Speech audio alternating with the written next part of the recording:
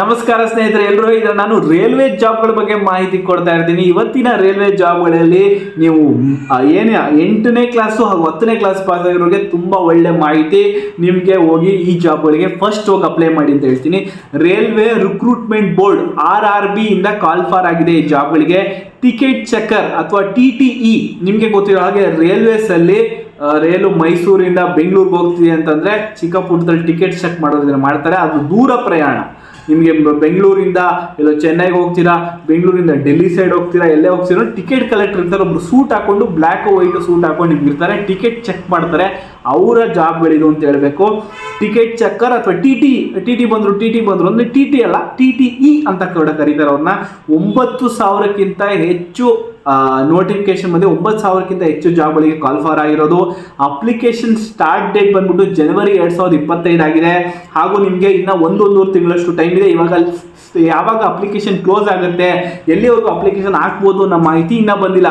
ಆ ಕಾರಣಕ್ಕೋಸ್ಕರ ಜನವರಿ ಶುರುವಾದ ತಕ್ಷಣ ಹೋಗಿ ಹಾಕಿ. ಇನ್ನು ಕೆಲವೇ ದಿವಸ 4-5 ದಿವಸದಲ್ಲಿ ಜನವರಿ ಶುರು ಆಗ್ಬಿಡುತ್ತೆ. 18ರಿಂದ 30 ವರ್ಷ ವಯೋಮಿತಿ ಒಳಗಿರೋ ಯಾರು ಬೇಕಾದ್ರೂ ಜಾಬ್ಗಳಿಗೆ ಅಪ್ಲೈ ಮಾಡ್ಬೋದು. ಪರಿಶಿಷ್ಟ ಜಾತಿ ಮತ್ತು ಪಂಗಡದವರಾಗಿದ್ರೆ 5 ವರ್ಷದ ವಯಸ್ಸಿನ ವಿಶ್ರಾಂತಿ, OBC ಅವರಿಗೆ 3 ವರ್ಷದ ವಯಸ್ಸಿನ ವಿಶ್ರಾಂತಿ ಇದೇ ಎಲ್ಲ ಸರ್ಕಾರೇತರ ಜಾಬ್ಗಳು ಏನಿರುತ್ತೆ ಅದೆಲ್ಲ. 8ನೇ ಕ್ಲಾಸು ಹಾಗೂ 10ನೇ ಕ್ಲಾಸ್ ಪಾಸ್ ಆಗಿರೋರು, 8 ಮತ್ತು 10ನೇ ಕ್ಲಾಸ್ ಪಾಸ್ ಆಗಲೇಬೇಕು, ಅವರು ಕೂಡ ಅಪ್ಲೈ ಮಾಡ್ಬೋದು.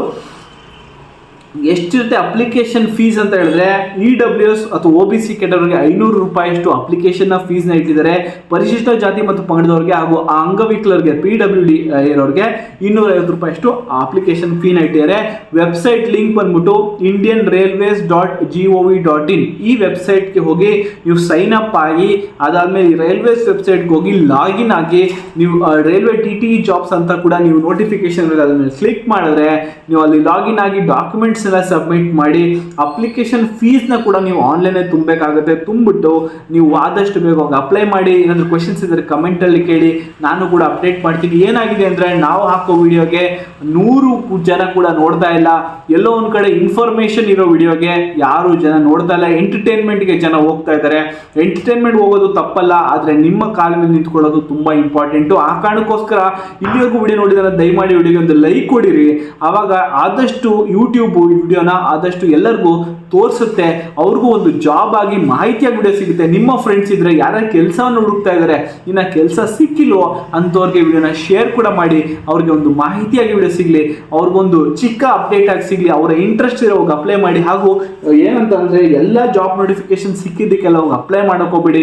ನಿಮಗೆ ಸೂಟ್ ಆಗುತ್ತೆ ಅಂತ ಅಂದರೆ ಮಾತ್ರ ಜಾಬ್ಗಳಿಗೆ ಅಪ್ಲೈ ಮಾಡಿ. ಅವಾಗ ನಿಮಗೆ ಜಾಬ್ ಸಿಗೋ ಚಾನ್ಸಸ್ ಕೂಡ ಜಾಸ್ತಿ ಆಗುತ್ತೆ. ಏನಾದ್ರು ಸ್ವಲ್ಪ ಜನ ಏನು ಮಾಡ್ತಾರೆ, 5 ನೋಟಿಫಿಕೇಶನ್ ಸಿಗ್ತಾ 5ಕ್ಕೂ ಅಪ್ಲೈ ಮಾಡಿದೆ, 6 ಸಿಗ್ತಾ 6ಕ್ಕೂ ಅಪ್ಲೈ ಮಾಡಿದೆ ಅಂತ ಹೇಳ್ಬಿಟ್ಟು ಅವ್ರಿಗೆ ಯಾವ ಎಕ್ಸಾಮ್ ಇದೆ ಅಂತ ಮರ್ತೋಗ್ಬಿಡ್ತಾರೆ. ಹಾಗೂ ಎಲ್ಲ ಜಾಬ್ಗಳೇ ನನ್ನ ಫ್ರೆಂಡ್ ಅಪ್ಲೈ ಮಾಡ್ದೆ ಅನ್ನೋ ಕಡೆಗೆ ನಾನು ಅಪ್ಲೈ ಮಾಡಿದೆ, ಆ ಥರ ಹೋಗಬೇಡಿ. ನೀವು ಏನು ಈ ಕೆಲಸವನ್ನು ತೊಗೊಂಡ್ರೆ 30 ವರ್ಷ, 25ರಿಂದ 35 ವರ್ಷ, 30 ವರ್ಷ ಈ ಕೆಲಸವನ್ನು ಮಾಡ್ತೀರಾ. ಆ ಥರ ಇದ್ದರೆ ಮಾತ್ರ ಆ ನೋಟಿಫಿಕೇಶನ್ ಅಪ್ಲೈ ಮಾಡಿ. ಆದಷ್ಟು ನೋಟಿಫಿಕೇಶನ್ಸ್ನ ಓದ್ಕೊಳ್ಳಿ, ಚೆನ್ನಾಗಿ ಅಧಿಸೂಚನೆನ ಓದ್ಕೊಳ್ಳಿ. ಅಲ್ಲೇ ವೆಬ್ಸೈಟ್ ಏನು ಹೇಳಿದೆ, indianrailways.gov.in. ಆ ವೆಬ್ಸೈಟಲ್ಲಿ ನಿಮ್ಮ ನೋಟಿಫಿಕೇಶನ್ ಡೀಟೇಲ್ಸ್ ಕೂಡ ಸಿಗುತ್ತೆ. ಓದ್ಕೊಂಡು ನಿಮಗೆ ಸೂಟ್ ಆಗುತ್ತೆ ಅಂತ ಇದ್ದರೆ ಮಾತ್ರ ಅಪ್ಲೈ ಮಾಡಿ ಅಂತ ಹೇಳ್ತಾ, ಇದೇ ರೀತಿ ಜಾಬ್ ಅಪ್ಡೇಟ್ಗಳು ನಿಮಗೆ ಕಂಟಿನ್ಯೂಸ್ ಆಗಿ ಬರ್ತಾ ಇರಬೇಕು ಅಂದರೆ ನಮ್ಮ ಚಾನಲ್ಗೆ ಸಬ್ಸ್ಕ್ರೈಬ್ ಮಾಡ್ಕೊಳ್ಳಿ, ಬೆಲ್ ಐಕನ್ ಒತ್ತೋದನ್ನ ಮರಿಬೇಡಿ. ಇದೇ ರೀತಿ ಹೊಸ ಅಪ್ಡೇಟ್ಗಳಿಗೆ, ಜಾಬ್ ಅಪ್ಡೇಟ್ಗಳಿಗೆ ನಮ್ಮ ಚಾನಲ್ಗೆ ಸಬ್ಸ್ಕ್ರೈಬ್ ಮಾಡ್ಕೊಂಡು ಹೀಗೆ ಸಪೋರ್ಟ್ ಮಾಡಿ ಅಂತ ಹೇಳ್ತಾ, ನೆಕ್ಸ್ಟ್ ಹೊಸ ಅಪ್ಡೇಟ್, ಹೊಸ ಜಾಬ್ ಮಾಹಿತಿ ಇಟ್ಕೊಂಡು ನೆಕ್ಸ್ಟ್ ಮುಂದೆ ವಿಡಿಯೋಲಿ ಸಿಗ್ತೀನಿ.